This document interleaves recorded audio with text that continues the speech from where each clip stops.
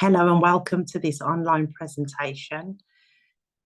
We are going to be looking at the 5 koshas and the game of limitations. So let's dive straight in. We are existence. Another word that we often use is awareness, consciousness, the self. But literally, we are attributeless. So it's just like the space in the room. It doesn't have any attributes that can be picked up with the 5 senses. It's just the foundation. It's just this. Another word that I find really useful is life. Life cannot be described. We can talk about life experiences. We can often talk about what happens in life, but life itself, nobody can define it because it is like the space in the room. We know it's here, the space is present, but it's tangible. We cannot contain it, touch it, smell it. It's just present. So that's who we are. We are that. We cannot grow into who we are, and we cannot grow away from what we are. But we have come to this human game called planet to be human. Now, to be human is a limitation, and we will always remain as the being, the infinite being, the present awareness. We cannot move from there. We cannot do anything apart from just be. But because we chose to play the game of limitation, we consented to being limited so that we could experience our true nature, which is unlimited, infinite possibility, potential, love, and just this. So, if you could just understand that you are existence. You cannot believe this. You can't sense it. You can't feel into it. It has absolutely no attributes. And that is why I like to use the space in the room, because we know that the room is made of the space, but we know that the space has no limits. It's got no boundaries. It just appears to be a room because of the 4 walls and the windows and so forth. But if we take the walls down and the windows down, there's space. In fact, the space permeates through all objects, and that is who we are. So, to play the game of limitation, we set up this thing called a mind. And all that the mind is filters. That's all that it is. So we are the background. So if you look at this illustration and you see the word infinite being present awareness, those are just the announcements of the background of that slide. Then you will see that I've got 6 triangles. And in the 6 triangles are the 5 filters in which we can look through and have the human experience. And the last filter is the world, because that is the end result. So the filters go from subtle to gross. I'll just quickly go over them. We've got the body of bliss, we've got the body of wisdom, the body of mentalism, the body of emotions, the physical body, and that equals the world. We are not limited by any of these bodies, but we can definitely have the experience. The whole human game is not to disregard the body and the world. It's to understand our position. And that's what this illustration hopefully will bring some clarity that, yes, we are existence, we are attributeless, but that doesn't mean blank and have nothing to do with the world. We are just seated, rested as that. And we chose to take on limitations. Those limitations are not necessarily bad. It's the whole human game is to experience being human. Life is the foundation of everything. We also took on the form of being a tree, being a cat, being a dog, being an ant, being an elephant. We took on those forms because it's, I say we, it's just this one vast, infinite space of potential and possibilities. And so, one of the potential and possibilities that we can experience is the human. So, if I look at each one of these bodies or sheaths or lenses, doesn't really matter what we call them, the first limitation is the body of bliss. And it's a limitation because there is a feeling of isness. It's very, very subtle, extremely subtle, and is often experienced in the place of absolute silence.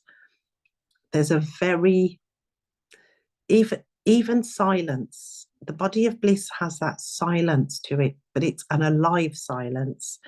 And when we rest there habitually, so when we look through that lens, we cannot take any attributes into the body of bliss, but what comes as a direct result, as a byproduct, is we experience that infinite bliss, that unity consciousness, uncaused joy, happiness, peace, love, contentedness, appreciation, gratitude. Those are just a few words. It's like the perfume. It's the consequence of being in bliss. We also can come down and take on a second limitation, which is the body of wisdom.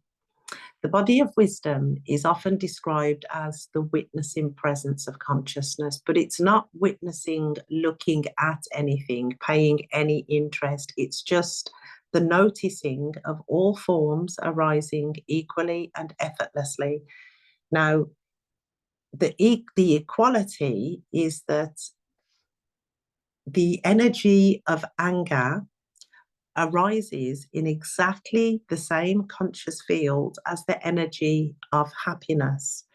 But from the body of bliss, there is no distinction. It's just a form. It doesn't really have anything to say about what's arising. It just notices that everything's arising. And so the attributes of resting in the body of wisdom is there's no judgment, no discrimination, and it is effortless being. So there's absolutely no effort when we, presence, awareness, being, are looking through the filters of the body of bliss and the body of wisdom. And those two bodies are what are known as the causal realm. And there's nothing to say. There's absolutely nothing to say.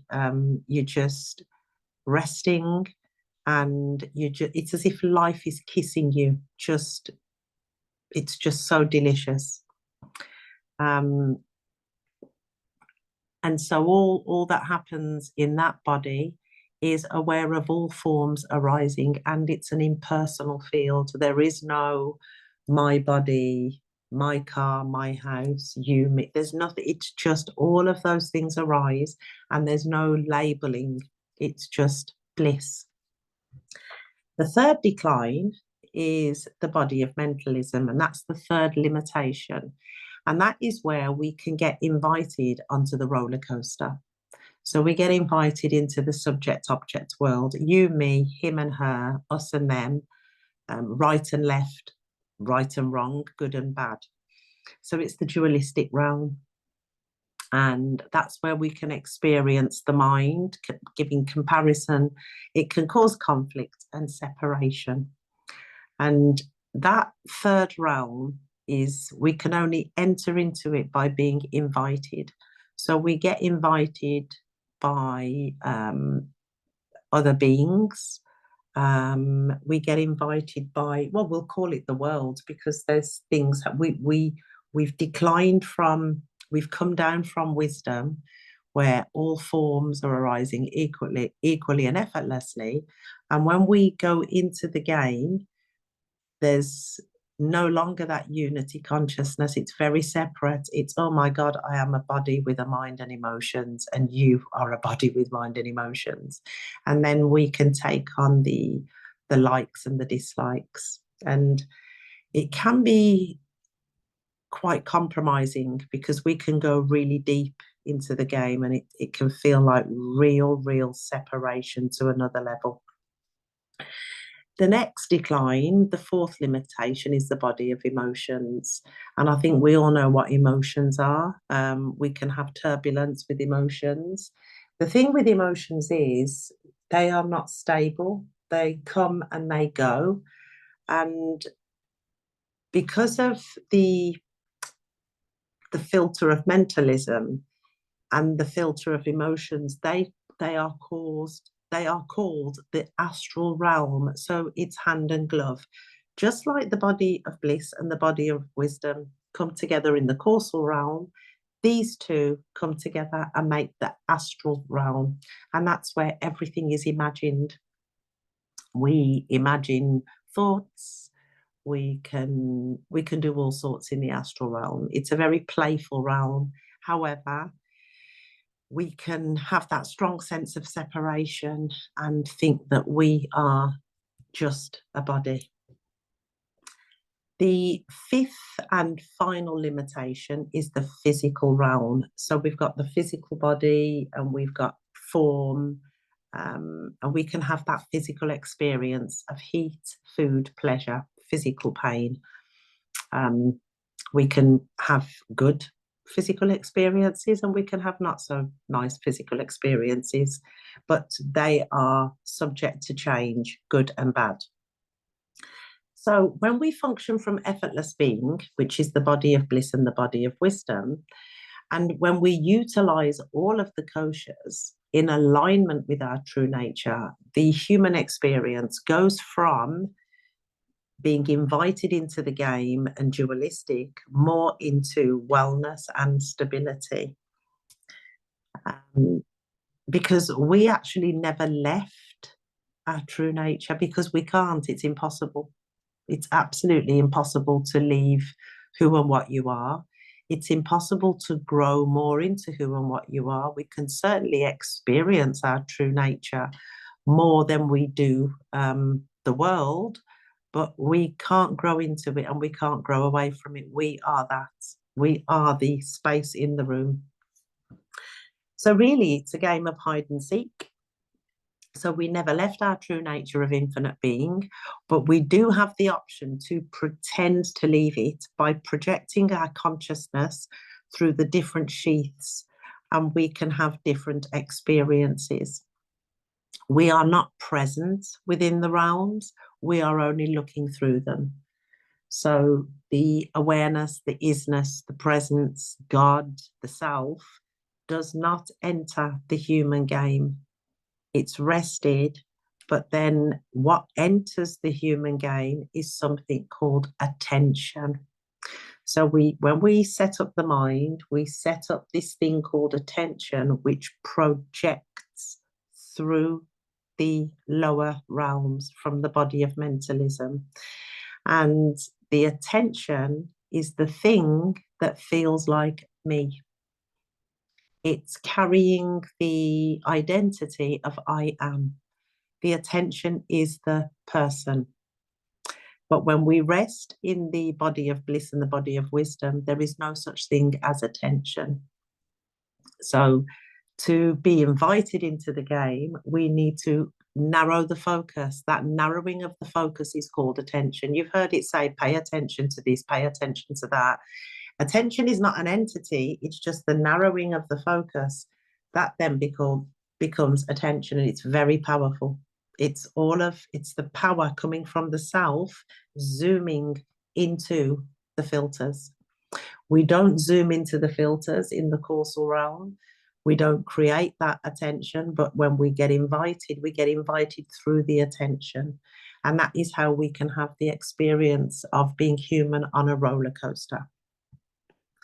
So if we didn't enter the game and we are rested as effortless being, what is integration and embodiment, and why do we do it? As I've just said, existence, that's all that we are, is existence. We have the option of resting as who we are and experiencing the human game, being human in bliss and wisdom, which is the causal realm, which is where we don't talk, we just be. And the isness, the vibration of life is really sweet. It's like life is just kissing you from, well, I say from head to toe. There is no head to toe. You're just getting kissed. It's just that delicious. You are the place in which freedom happens, and it's the experience of freedom. But when we when we took the invitation to go into the lower realms through the attention, it's the going out, it's the attention that goes out and takes things personal. So the attention is the thinker of thoughts.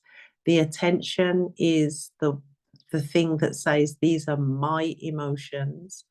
And the attention is the one that says, this is my body, my problem. It's the me and the my. So when teaching say the me and the my doesn't exist, it's not really a useful teaching, because the direct experience is, this is my body. And that's the nature of the game. So the attention, by habit, has been going out. Now, I've heard it said hundreds of lifetimes. I don't know how many times it's gone out, because in reality, it didn't really take place. But we can certainly have that knowing or belief that we've been here for lifetimes, and the attention or the personal I has been habituated in the world. It just feels tired, like I've had enough. That's the attention talking. But because the attention is coming from I am, it is the seed of I am. It is a form of consciousness. It is consciousness. It's a seed. And that is why it feels like it is you. That attention has become personal. It's called the ego because it doesn't exist. It doesn't have an existence. It's just the looking through the filter, and that is called attention. So because that has been happening habitually, we've done it millions of times in this lifetime, now the integration and embodiment is to, you can either drop the attention completely and you will be what you are. But because of the false identification, it feels like you're going to lose your life, you're going to lose things, you're going to...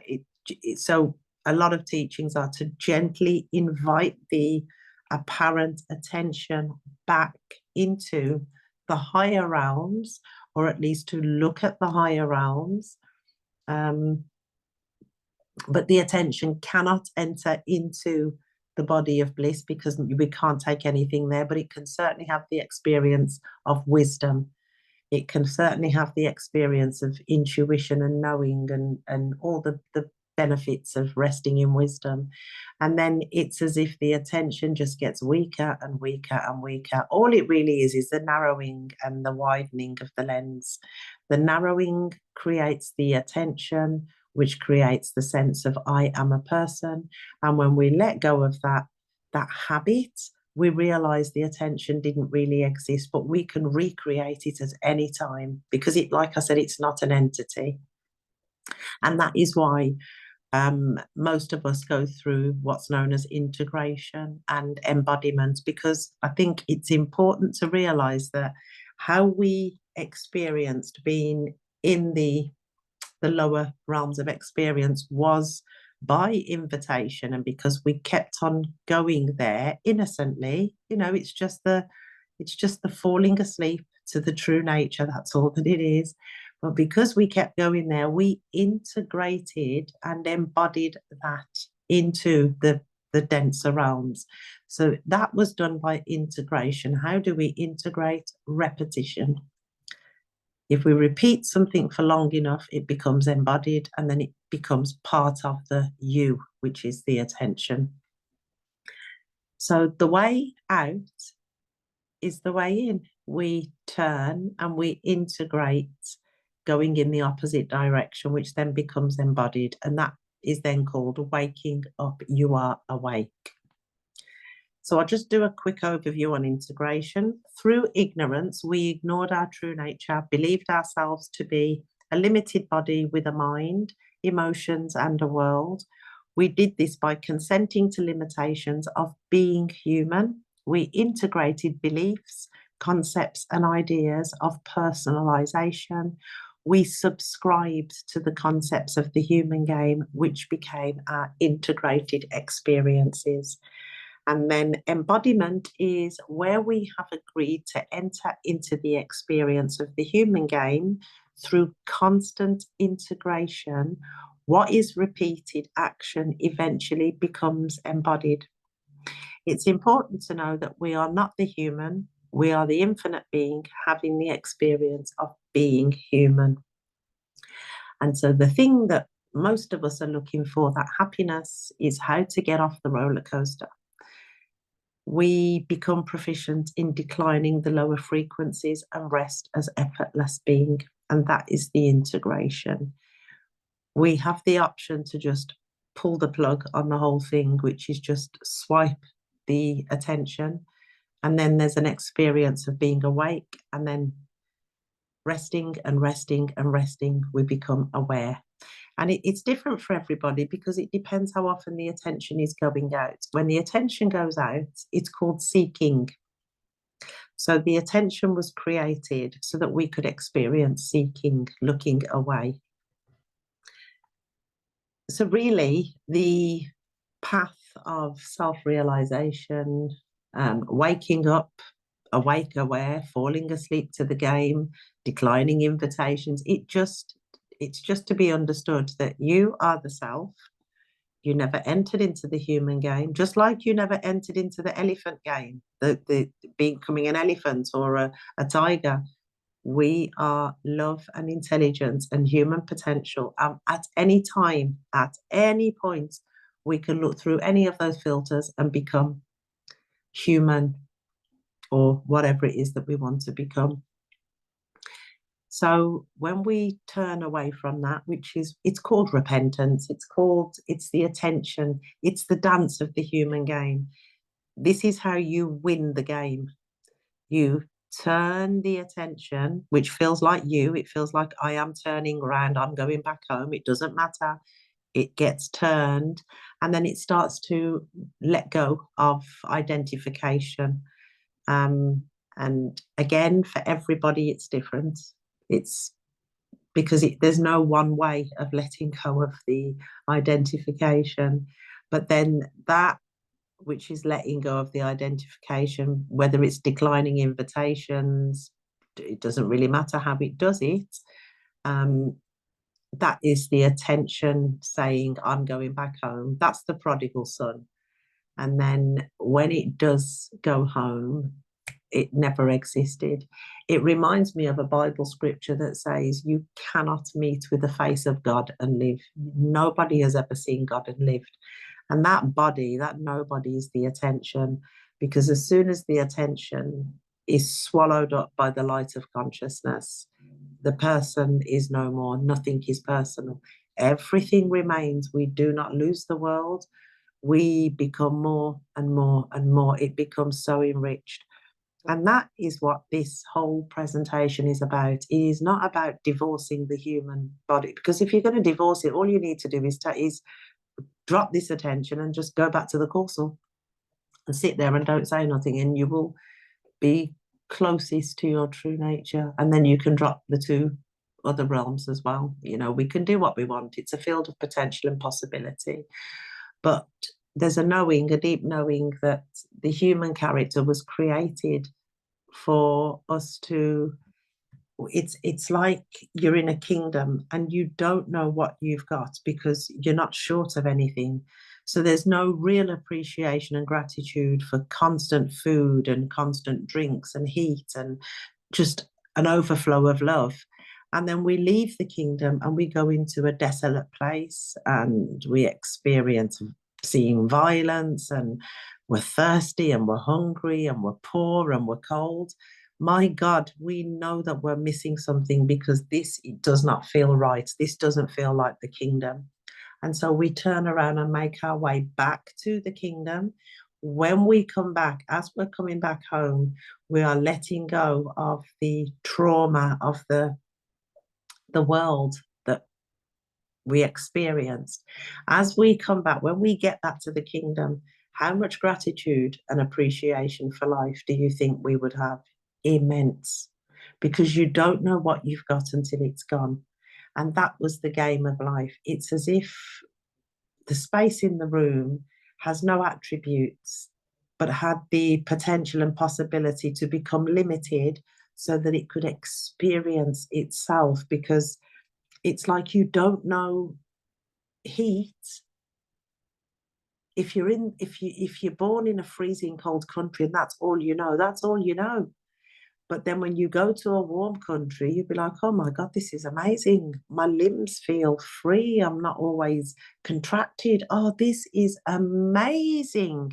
So then you go back to your cold country and you know you're coming back to the hot country in 6 months. You can't wait to get home. And when you get back in the heat, the appreciation is through the roof. Whereas people that live there, they'll be thinking, she's crazy. You know, what's wrong with her? She's doing all of this for a bit of sun. So that's the experience that we have. And then when we come back home, the attention comes back, and the whole thing is seen as an illusion. We are just oh God, can't find the words. We are just so appreciative and relaxed, and because we know that we never entered the game. So there is no such thing as suffering, there's no such thing as death, there's no such thing. But when we are identified as the attention being personal, that doesn't make sense because it's in the subject object, you and me push them. It doesn't make sense. It doesn't make no sense at all. But when we integrate our true nature from the top states, just resting as effortless being, the realm of mentalism starts to work correctly. So the mind starts to structure correctly, effortlessly. The emotions that are experienced are happy, laughter. Everything is funny. And of course, there are people on the planet, and if there is a story of a loved one being upset or hurt or passing away, there's an appropriate action that just comes through because life is so loving. Life doesn't disregard another being because they're not on the same journey, because it's all life. It's indescribable and can only be experienced. And that's what the integration, embodiment, understanding, being consistent gives you. So thank you for watching. I hope this presentation has brought some light, but a word of encouragement is, if you're on this journey, well, this is the attention's journey, the person's journey, and there is a spiritual seeking, looking for the truth, looking for yourself. Do not beat yourself up, because that is the human aspect. That's the human. It's just the simple recognition that I exist. I existence am. Or if that feels like the human saying it, we can depersonalize the language and say there is an awareness of existence. There is an awareness of a me, a person. Depersonalizing the language gives some space to contemplate this path. It's follow your heart, follow, if there's, the truth, of course you know the truth. You know the truth. It's just to follow that truth or be that truth. Language is in the human kingdom. Language cannot describe the self because it's attributeless. There's nothing to say about it. All we can do is be it. And by being it, That's the demonstration. That's the demonstration of life, is just by being who and what you are. You are already whole, you are already complete, you are already perfection. And it's only belief and an idea of the past and the future and other people that may tell you the opposite. But you are the perfection in the seemingly imperfection. Thank you for watching.